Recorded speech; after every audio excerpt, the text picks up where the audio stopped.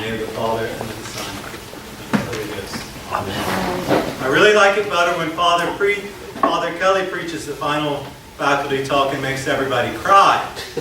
And I don't know if I can make you cry, but I hope I can make you think by asking you, what is God's kingdom? What is His power? And what is His glory? The world would answer in a quite different way what the definition of power is, especially. For to the world, power means control, dominance, forcing everyone else to submit to your demands. So many of our culture wars today devolve into the two sides trying to strong-arm the other into submission. When was the last time you engaged in or even witnessed a calm, cool, detached discussion on Facebook in which nobody ever insulted anyone else or even more interpreted someone's comments as a personal attack? I always have to prove that I am right and you are wrong, because then I have more power than you. But what we are really to pray for is for God's kingdom and for His power and His glory, not our own. And where do we see this more than in God Himself become incarnate in Jesus Christ? We see His kingdom and His power and His glory in a man who, when he went on trial for his life, opened not his mouth, who could have called down legions of angels, who allowed himself to be crowned with thorns and mocked as a king. He who had created all that there is from the vast expanse of the entire universe, all the way down to the microscopic particles of the atom, lived a simple, hidden life in an obscure village in Galilee. He who shares the nature and the glory of God the Father in union with God the Holy Spirit, submitted in perfect obedience to His human mother and to His foster father. He who had created the tree of life and all the trees of the earth, spent His life humbly working in wood, and finally dying on 2 pieces of wood, cast out and rejected by His own people. His people chose the power and the glory of this world over the kingdom that their God in their midst was inaugurating. But within a generation of that rejection of Christ, the temple itself, the heart and the focus of Jerusalem, which embodied the self-identity of the Jewish people, was wiped off the map by the Romans. The kingdoms of this world can change in the blink of an eye, but only God's kingdom is unchanging and everlasting. Now, the revisionists today claim that Jesus was a product of his time, that he was limited by the constraints of his own culture, that his message was not eternal. But the hidden assumption of the revisionists is that we, on the other hand, are not products of our time. We are completely free of any influence from the age and the society that we live in. In fact, we are more enlightened than Jesus. And we just need to update his message a little. Jesus 2.0. And if you don't think that you are a product of your own time, let me ask you, what's going to be one of the first things you do the millisecond St. Mike's is over? We all know perfectly well that within at least 15 seconds of receiving your smartphones tomorrow, you're all going to revert to being phone zombies. And yet some of you may still have the audacity to claim, oh, I'm not influenced by my culture. I'm not a product of my time. I'm a free and independent thinker who's not shaped by the vast societal changes sweeping through today.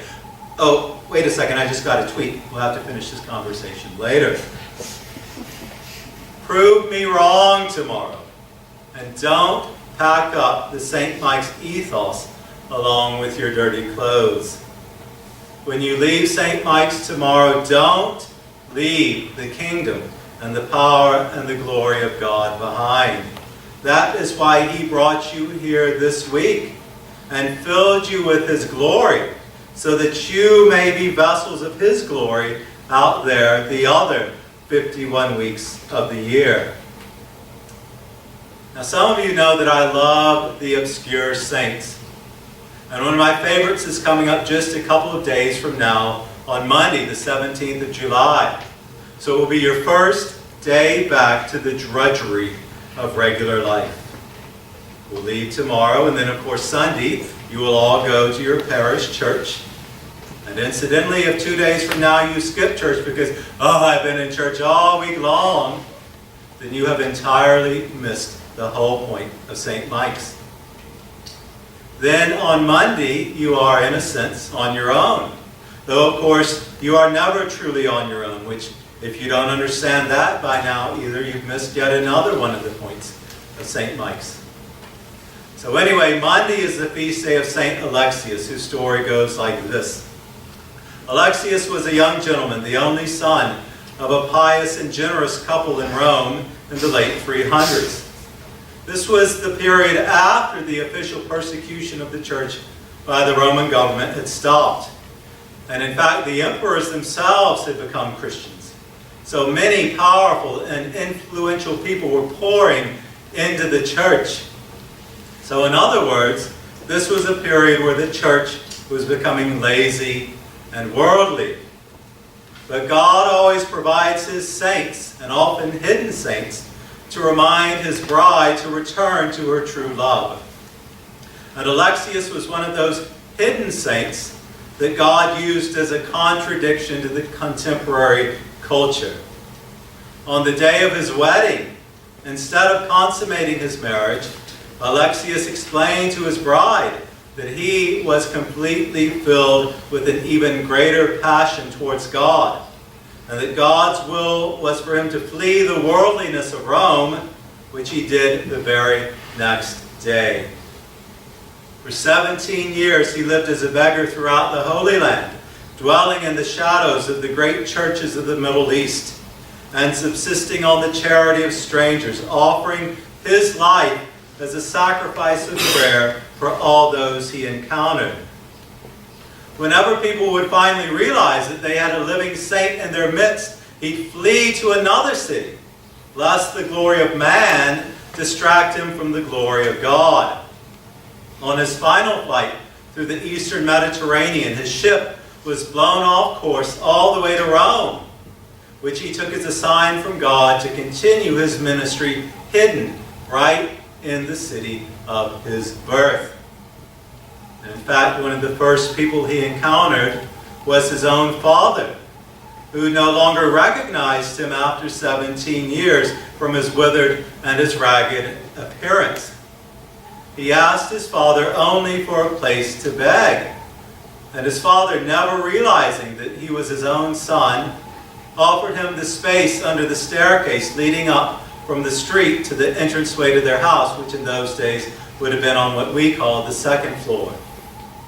Alexius' parents the whole time were kind and generous to this stranger and allowed him to stay as long as he wanted. But his family servants were contemptuous to him and threw the garbage on him and treated him with scorn. Those who had waited on him and received commands from him as a young man. But he offered it all up for the sake of him who had left his own father's heavenly mansion and was cast out from his own people and suffered shame and spitting and the cross itself for our sakes. 17 more years Alexius lived as a beggar, unknown, underneath his father's steps, until it came time for him to go to his true home.